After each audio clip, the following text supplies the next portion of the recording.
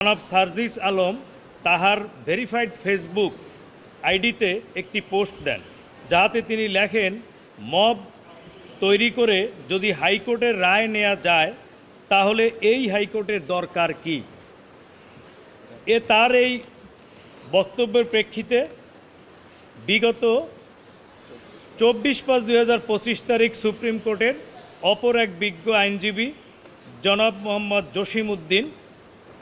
সার্জিস আলমকে একটি contempt notice প্রেরণ করেন এবং সেই নোটিশে বলা হয় যে নোটিশ প্রাপ্তির 2 ঘন্টার মধ্যে সার্জিস আলমকে